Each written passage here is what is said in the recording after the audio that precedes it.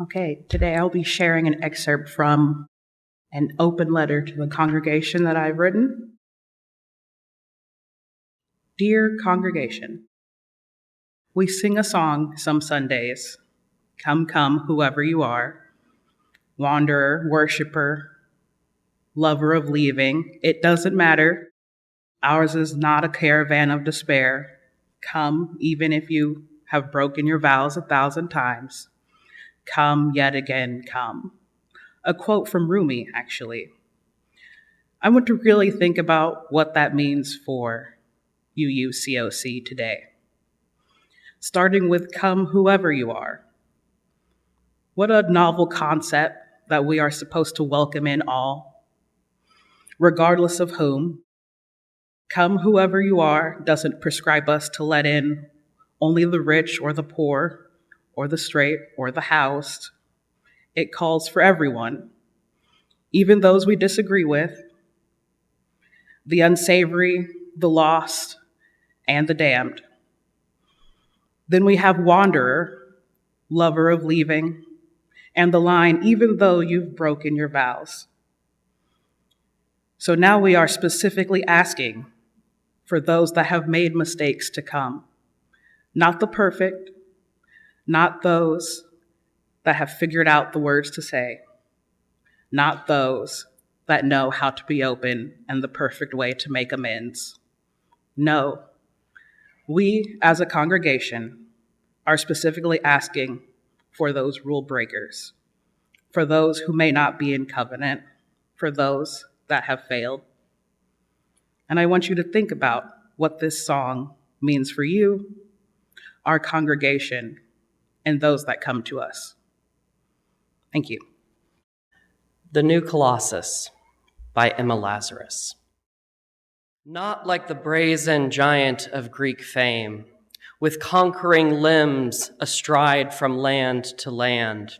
Here at our sea-washed sunset gates shall stand a mighty woman with a torch, whose flame is the imprisoned lightning, and her name, Mother of Exiles.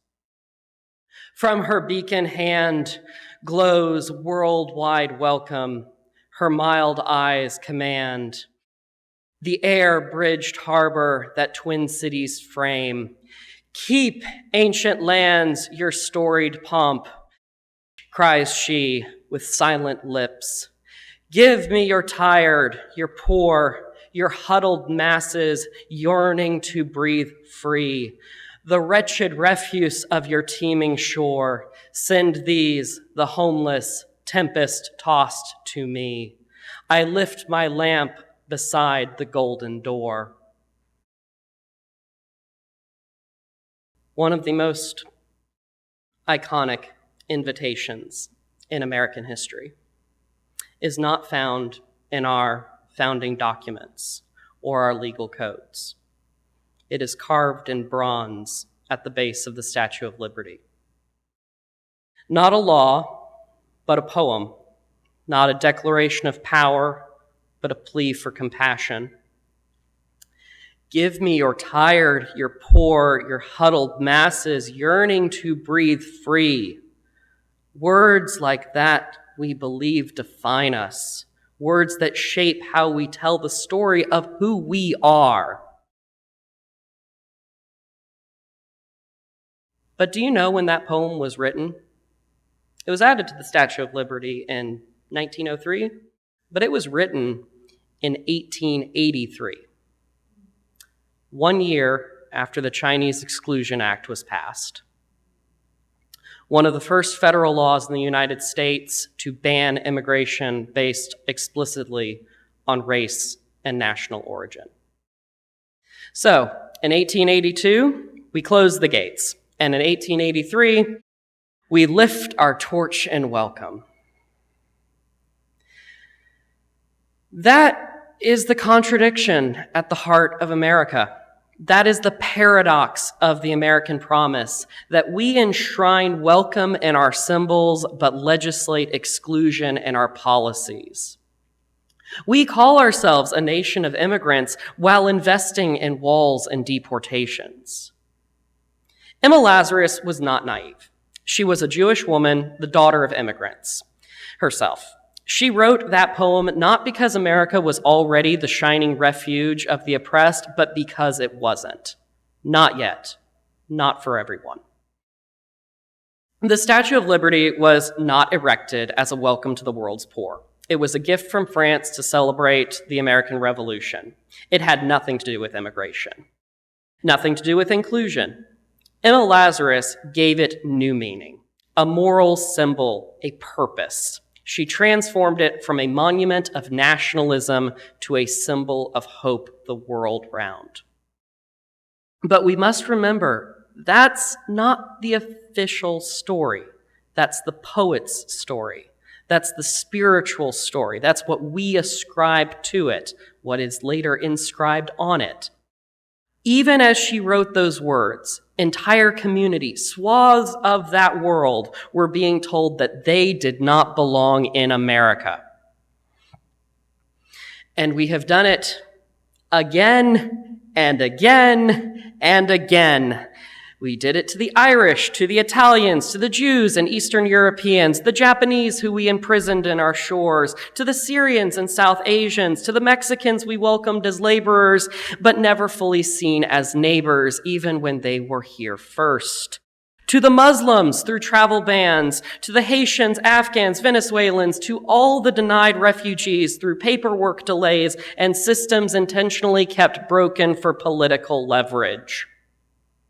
We call ourselves a nation of immigrants while we build legal and physical infrastructure that emphasizes rejection.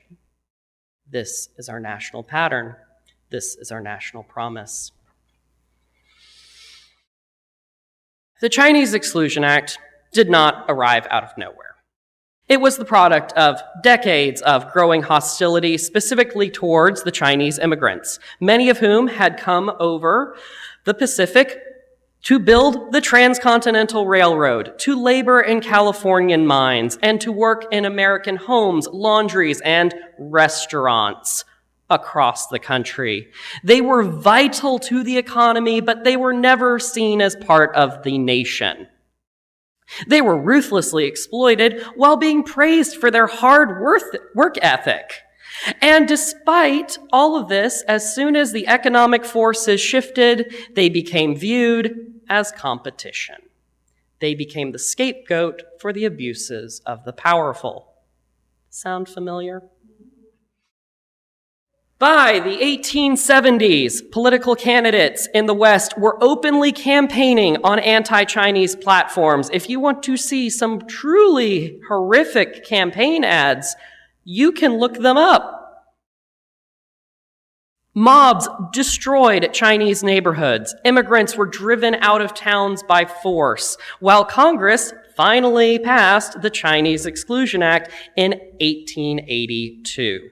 It did so with overwhelming bipartisan support.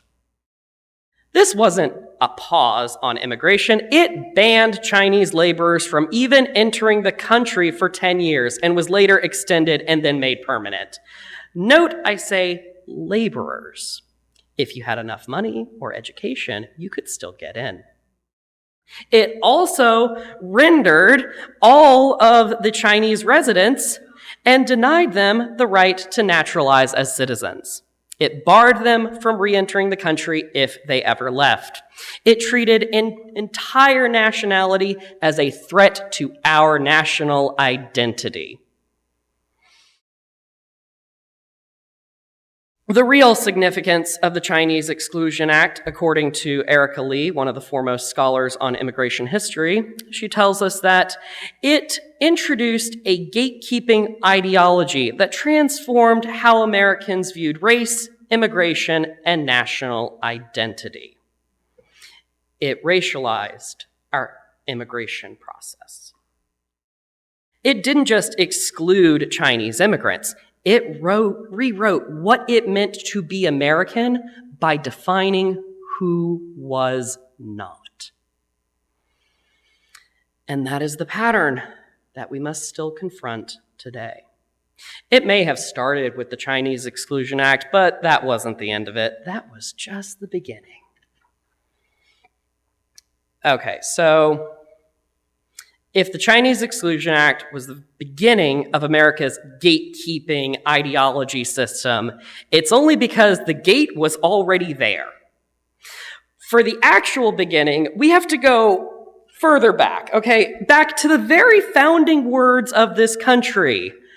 We hold these truths to be self-evident that all men are created equal. Sound familiar?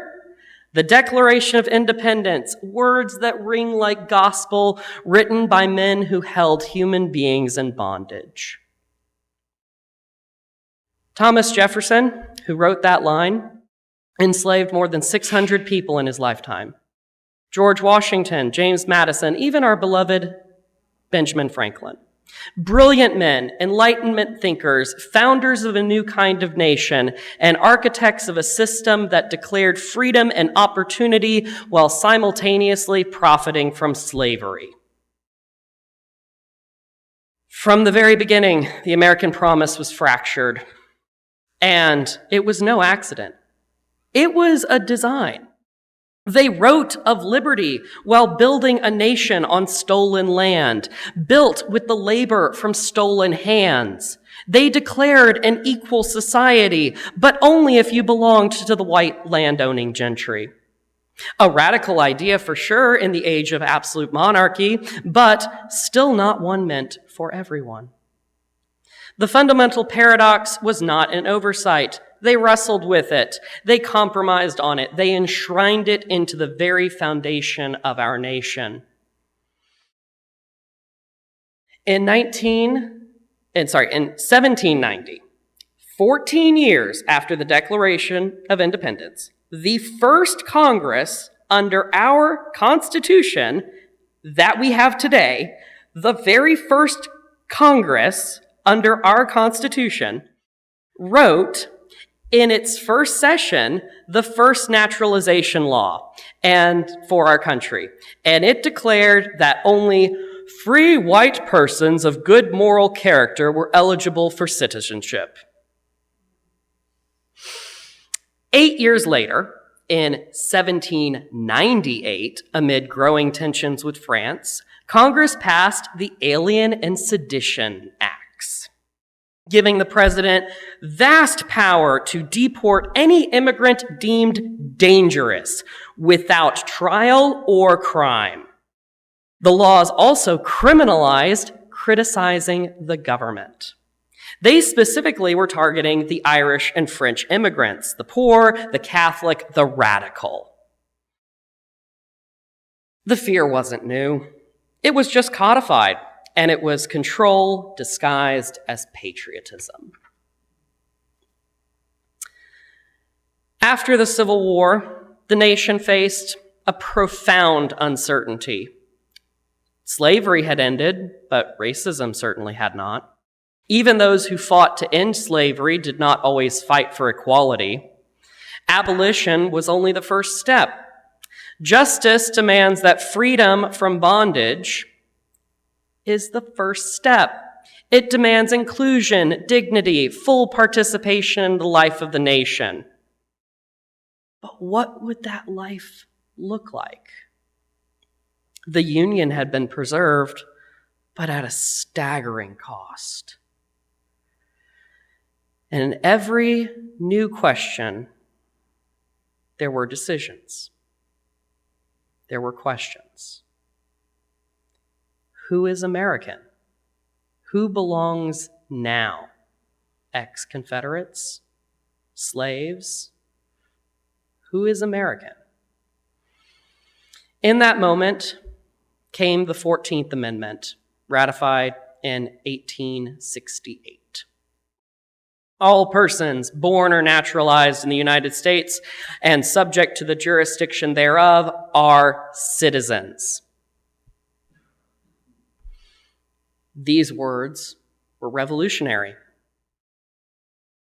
They overturned the 1857 Dred Scott decision, which had ruled that Black Americans, free or enslaved, could never be citizens. Now, birthright, not race or status, became the legal foundation for belonging in the U.S. But that wasn't going to be the end of it. Of course not. After that, you have 1873, the Slaughterhouse Cases, which narrowed the 14th Amendment's power and weakened civil rights protections.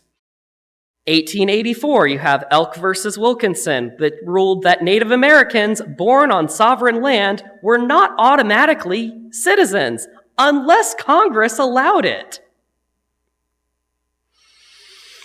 1898, United States versus Wong Kim Ark. The court tries to deny a Chinese American his citizenship, but they fail. He appeals all the way up to the Supreme Court and wins. And with that win, the idea that birth on American soil actually means what it was said to mean 30 years earlier when the amendment was ratified. The Constitution said all people, while the courts and the legislators repeatedly said, but not those people.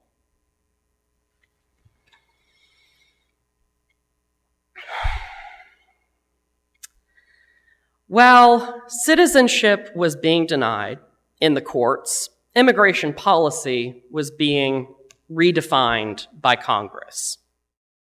In the late 19th century, keep in mind, this was the height of what is called the Gilded Age, an era of rapid industrial transformation, staggering wealth inequality, and repeated social upheaval. Urban overcrowding, labor unrest, and recurring economic panics created conditions ripe for scapegoating. It's hard to even imagine such an age, right? Where a few companies control huge swaths of the economy and tycoons of industry could buy untold influence in the political machines of the country. Wow. The public, that is, the working classes, newly formed labor movements, and the anxious political elites of the day demanded action in these crises. And the newly empowered federal government responded by increasing its role in managing and controlling immigration, rather than addressing the core issues of economic instability or inequality. Sound familiar? It is no coincidence that many of the earliest immigration laws targeted those seen as unfit for the emerging logic of progressivism, especially as filtered through the lens of pseudoscience, xenophobia, and political fear-mongering. 1875, the Page Act barred Chinese women from entering, fearing that they might create families. 1882, you had the Chinese Exclusion Act, which banned the Chinese laborers, denaturalized them, and restricted entry. This was not just border control, it was identity control. Belonging was measurable, traceable, and enforceable. And you do not pass. From 1868 to 1898, the definition of citizenship was expanded on paper, but restricted in practice. It was fought in the courts, and it was enforced at the borders. And critically, driven by the growing demand for the state to enforce boundaries of whiteness, economic competition, and cultural dominance, the courts may have drawn the blueprint, but Congress built the house. All right, time for the rapid fire section. Are you ready? 1848, we take half of Mexico in a war, and we tell the people already living there that they can stay, but they're not going to be U.S. citizens. Treaty of Guadalupe Hidalgo grants U.S. citizenship to Mexicans in annexed territories. 1891, the U.S. creates Bureau of Immigration and expands grounds for exclusion. 1915, Dow v. United States rules that Syrian and Lebanese are legally considered white and can be naturalized because the Supreme Court refused to acknowledge that Jesus was anything other than white. That's how they won the case. 1917, the Asiatic Barred Zone. They expand it from China and Japan all the way to India and the Pacific Islands. Nobody from that corner, that half of the world, can come to the United States. 1924, the National Origins Act. Quotas favoring Northern and Western Europeans. Jews, Italians, Slavs almost entirely shut out. The border control is founded. The Indian Exclusion Act is also, the Indian Citizenship Act is also passed 1924. You know the phrase, save the man, kill the Indian? Forced assimilation through citizenship, the boarding school programs. The same time we're excluding people from our borders, we are erasing the ones who were here before they even were drawn. This isn't just progressive exclusionary policy. It's the new eugenics. That's all the rage. 1942, the Barceló program. Mexican laborers are welcomed for their hands, but not for their families. Come in for the harvest and get out. 1952. Racial restrictions are finally removed from the law, but the quotas remain. Immigration and Nationality Act, the McCrane-Walter Act. So the quotas remain, but they do remove the racial restrictions. 1965, the Hart-Celler Act ends racial quotas. For the first time, American law admits that immigration should reflect not white supremacy. The doors open a little wider, but once again, there is backlash. In the 1980s, refugees from Central and South America are denied asylum.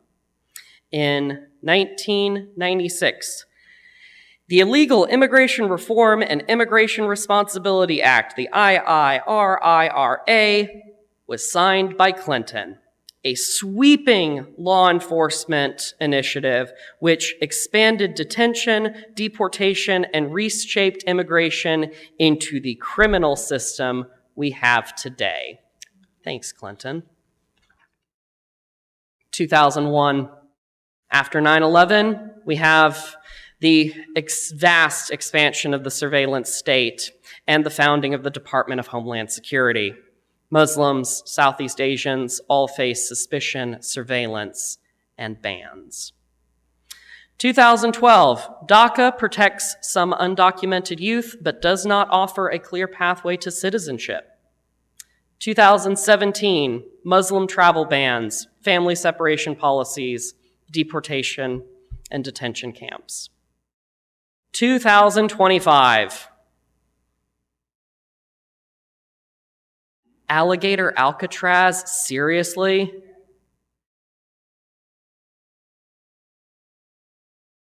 And the gift shop. As Vanessa Williamson and Tita Spockhole had argued in the Tea Party and the remaking of the Republican conservatism, the backlash to expanded inclusion has consistently reshaped American politics as much as efforts to expand inclusion. In his book, White Lash, Terry Smith argues that each wave of American progress has been followed by swift backlash, specifically from the racial majority who feel that their cultural dominance is under threat. Our immigration policy has been no exception. It's a perfect reflection of the fear of scarcity and the fear of equality. This is not ancient history. This is not someone else's problem. This is our American story. We built a nation on the ideas of freedom and then built structures to control who could reach it. We say the door is open, but we keep adding locks to it, and then we blame the ones on the outside for knocking too loudly. And we do not reckon with who we have kept out. If we remain silent, we become just another part of that closed gate.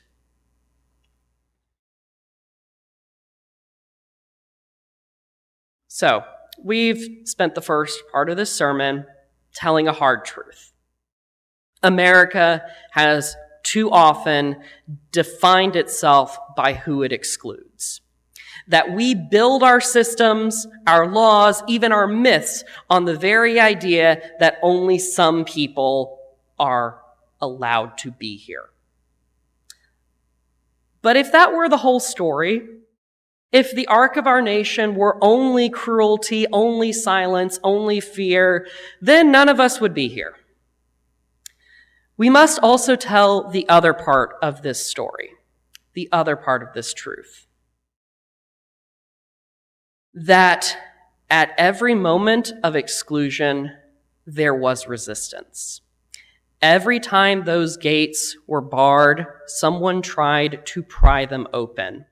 And for every law that dehumanized, there was a voice that demanded dignity. That every policy that has punished difference, there were people who chose to welcome anyway. And so often, it was the communities of faith that were the first to step forward. Black churches led the fight for freedom long before the end of slavery. The Quakers who resisted slavery and war at every step. The Catholic and Jewish institutions who cared for the stranger. Even the Unitarians and the Universalist congregations who opened their doors to so many when others had closed them. This care wasn't just moral sentiment. It happened in the streets, in the courts, at the borders, in the pulpits, in protests, in prison cells. Across this country's long and broken road, there have been people of conscience who said, I will not shut this door, I will not look away, and I will not wait for permission to do what is right. America is also their story. The story of countless people trying to make things better day after day, law after law, century after century. Remember the Alien and Seditions Act that we started this with, 1798? It wasn't only unjust, it was deeply unpopular. Remember, they passed it under the guise of national security, and they gave the president sweeping power to detain and deport immigrants and made it a crime to criticize the government. This was the founders' generation, just 2 decades after the independence of this country. Resistance was immediate. It came from the press, from printers who risked arrest to publish opposition editorials. It came from immigrants who refused to be silent in the face of fear. And crucially, it came from the faith dissenters, the Baptists and the Quakers, who, again, weren't the ones being banned, but were the ones who believed that liberty of conscience also included the right to speak against power. Jefferson, Madison, then in the political wilderness, drafted the Kentucky and Virginia resolutions declaring the laws unconstitutional. Ordinary citizens formed what we would now call mutual aid networks to protect those who were being targeted. And the public backlash was so fierce that 3 out of the 4 laws were either immediately repealed or expired within the next few years. Only the Alien Enemies Act remained. And it remains still. Power for the executive to detain and deport immigrants only during wartime. The resistance at the time mattered. It seeded the idea that American dissent was not disloyalty, that opposition to unjust laws was an act of civil faith, that welcoming the stranger and defending their dignity was not a betrayal of the nation, but a fulfillment of its promise. In these early moments, resistance, however incomplete, set that precedent. The abolitionists would draw on it, the Reconstruction leaders would remember it, and it is seen today in the defenders of asylum and sanctuary that are still echoes of those first protests. We do not build a better nation by punishing those who speak out. We build it by listening to them and learning from each other. At the dawn of the 20th century, the United States was no longer a young republic. It had become an empire.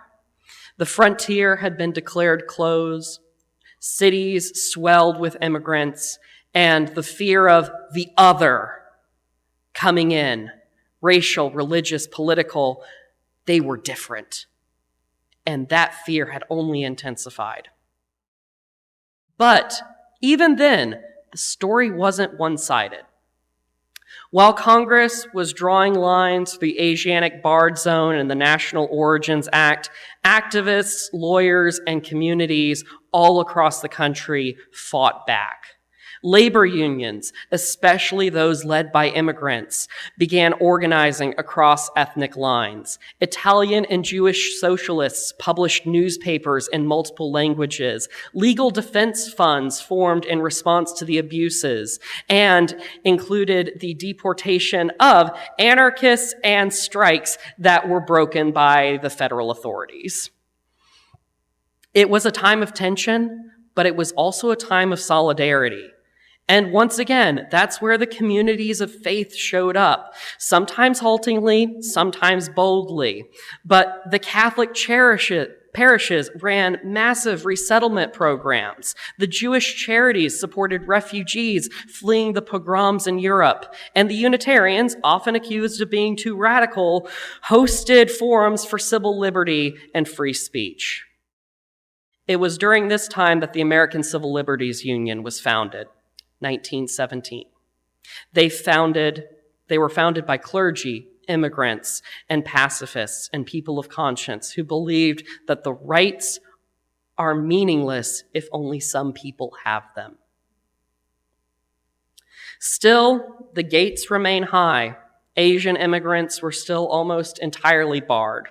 Black Americans were locked out of full citizenship by Jim Crow and the abandonment of Reconstruction. Latino workers were invited for the harvest and expelled when the crops were gone, subject to bleach showers at the border.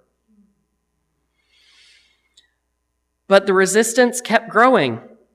It didn't always win, and it didn't always make the headlines, but it planted new seeds, new legal arguments, underground networks, cross-racial coalitions, and a sense that the old story wasn't the only story.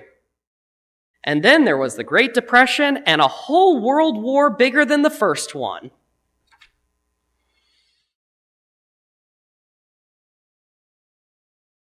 After World War II, the United States could no longer pretend that its contradictions were invisible. The world had seen what hatred could do. It had seen what we had done. We were the country that helped liberate Jews from concentration camps while locking up our own Japanese citizens in internment camps. We were the self-declared arsenal of democracy, built with segregated troops, redlined neighborhoods, and poll taxes.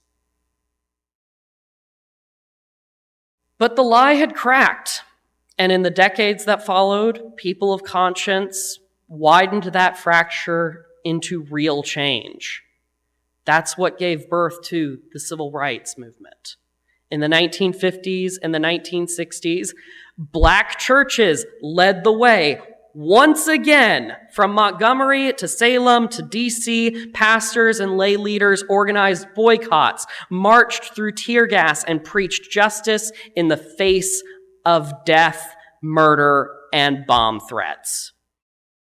The Reverend Dr. Martin Luther King Jr. did not stand alone. He stood on a foundation of centuries of faith-rooted resistance. White clergy, Jewish rabbis, and interfaith leaders of all stripe joined the movement. Some bravely, some late, but still they came.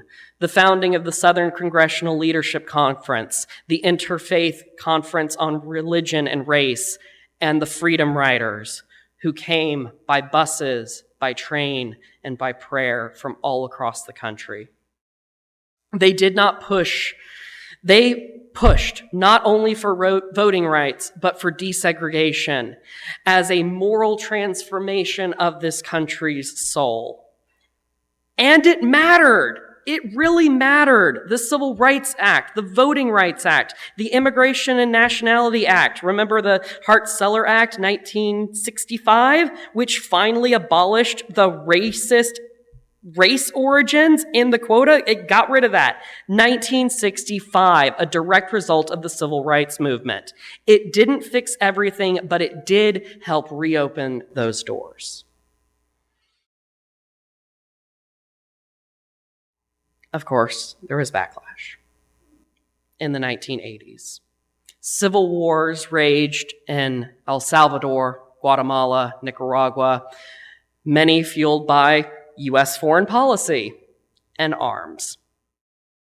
Refugees fled for their lives, and the government labeled them illegals, denied them asylum, and prepared them for deportation. But churches remembered. They remembered the Underground Railroad. They remembered Kristallnacht. They remembered the sacred words, "I was a stranger and you welcomed me." And so began the sanctuary movement. Churches, synagogues, communities across the country declared themselves safe havens.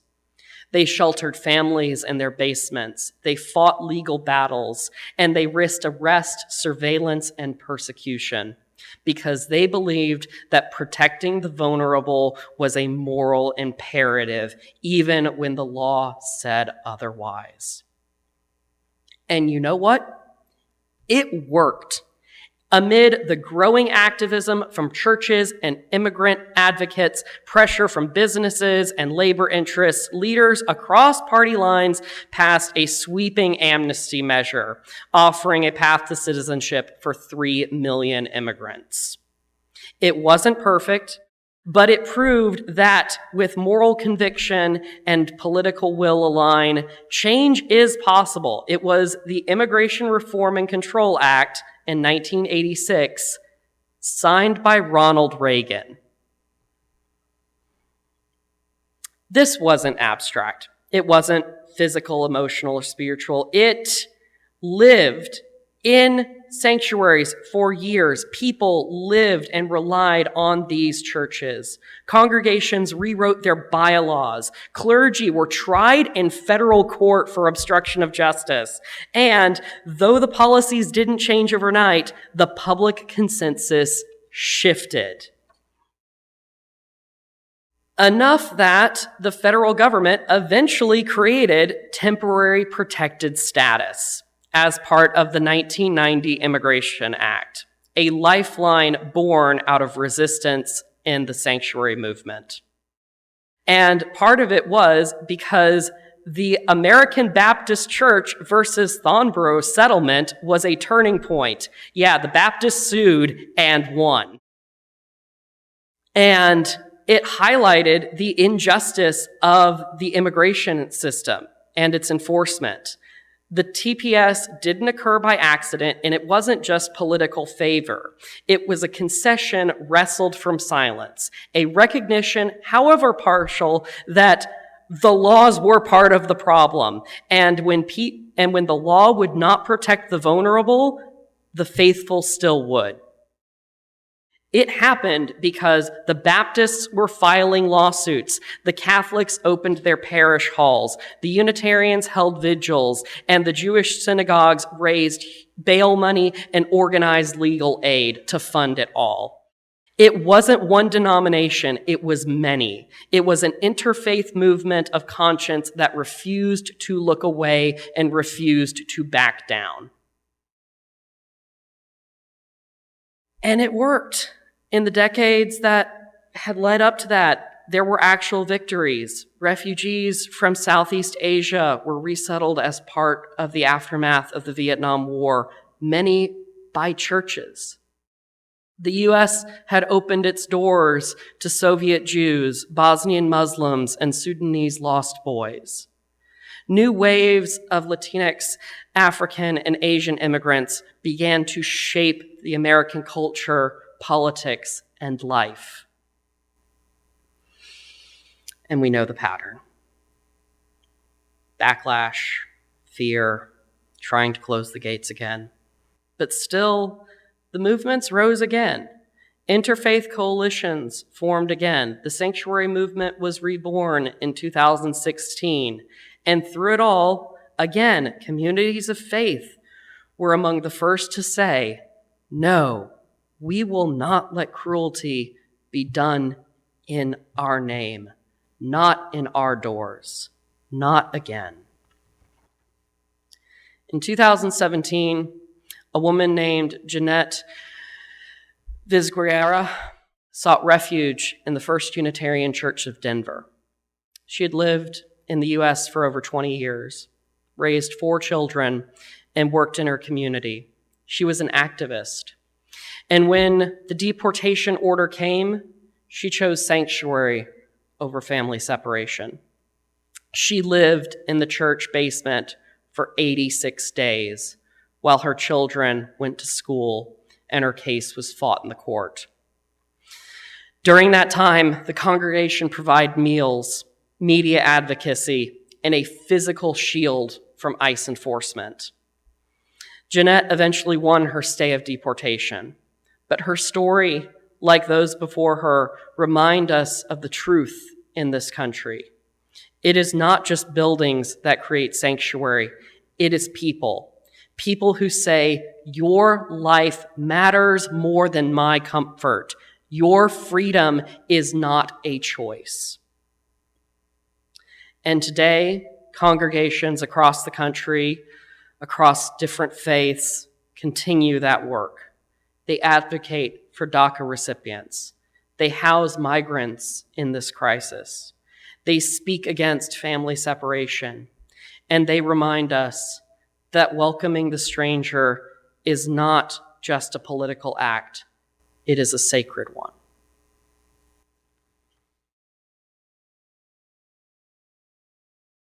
We've traced a long and difficult story today. A story of exclusion, of gates, policies written in pain, written in blood. But it is also a story of resistance, of faith and courage, of people who stand up and say no to cruelty and yes to community. Now, the question comes to us. What will we do? Because we are still living in that paradox.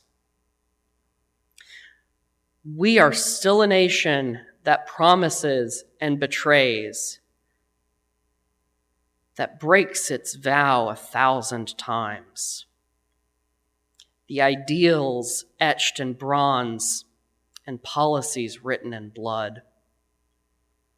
We are still a people trying to decide if that golden door is meant to be open or closed. I will tell you this plainly. We do not have the luxury of waiting until we all agree. We do not have time to waste on petty differences and divisions, interpersonal squabbles and disagreements. We cannot let fear of the unfamiliar or the discomfort of disagreement keep us from what must be done. Because what must be done is everything. We must protect the vulnerable. We must welcome the stranger. We must stand in solidarity with those whose experiences we do not fully understand and never can. We must build coalitions with people we don't always like, and we must say yes to the hard work, yes, the very hard work of working together.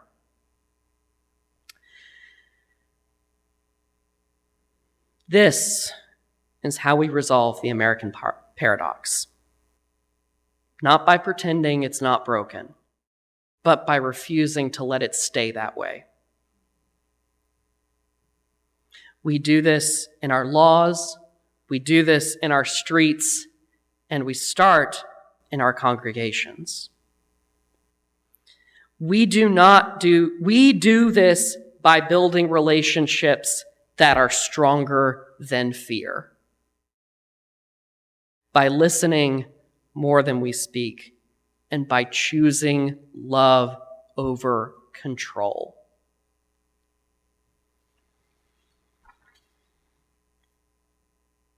And it starts here. It starts in this community. It starts with each of us every day. We do not need to be perfect. We do not need to have the same policies, politics, theology, or past. We just need to show up. And when we make mistakes, and we will, we will, we need to show up again and again and again, because ours is no caravan of despair. Come, yet again come. And as we move forward, we only move forward when we take on new travelers. That's how the caravans work. We must be the ones to open the door. We must be the ones to welcome the stranger.